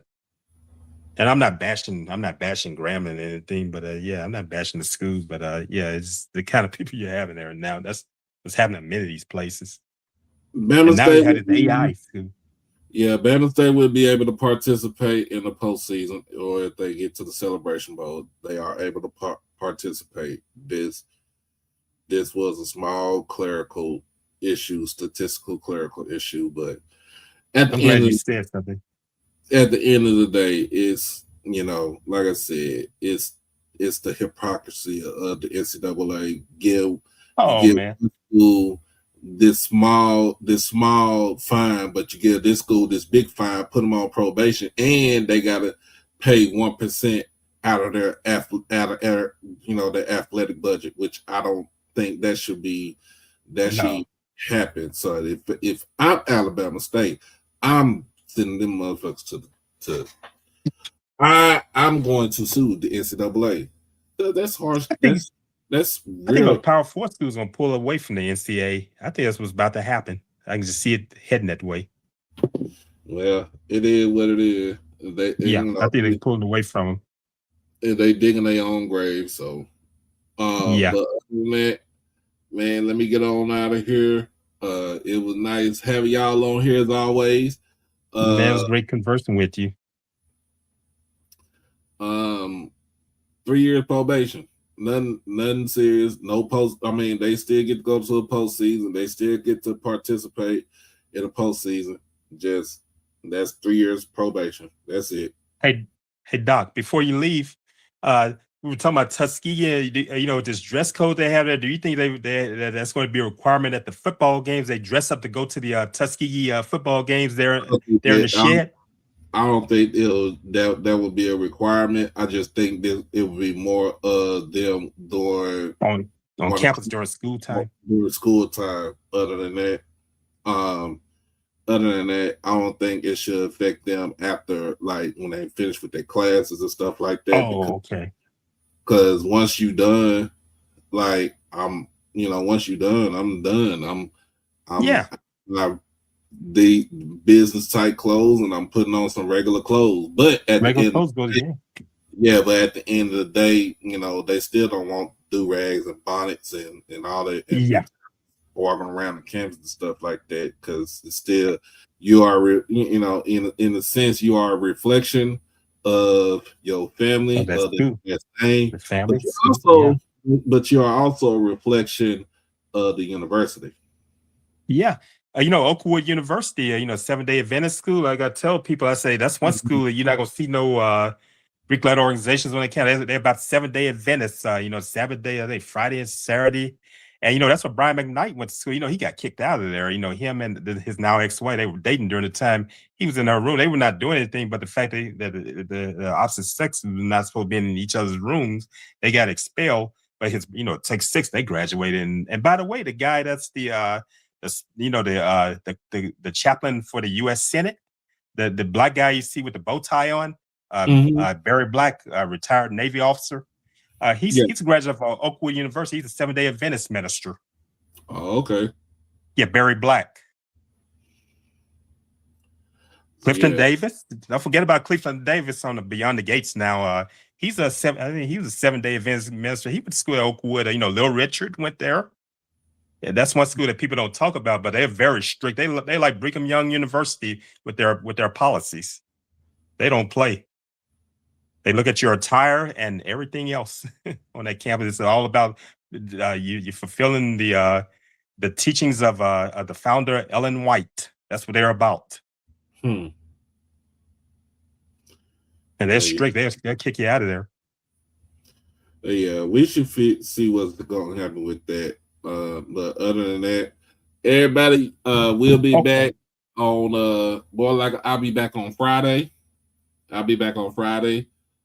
So if you can put it in the community chat, what should be the next topic for on Friday? What should be the topic of discussion on Friday night?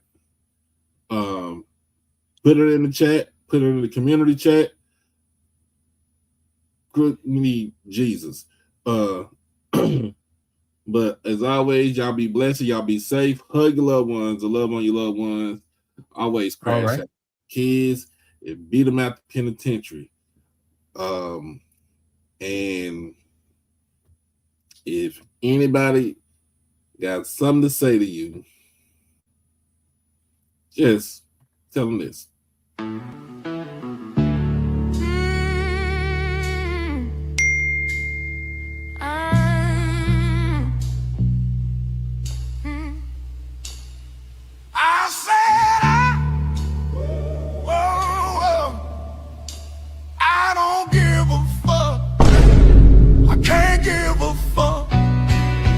I got no fucks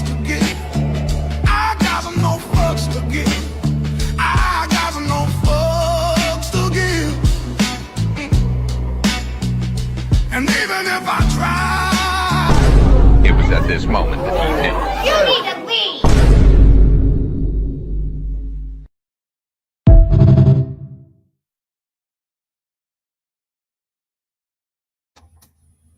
Hey, I just had to put it out there. So, okay, next topic on the list will be Coach TC Nashville in the upcoming football season for Jackson State football. So be prepared for that on Friday night. And as always, hey y'all be easy out there. Peace. Right, you all take care.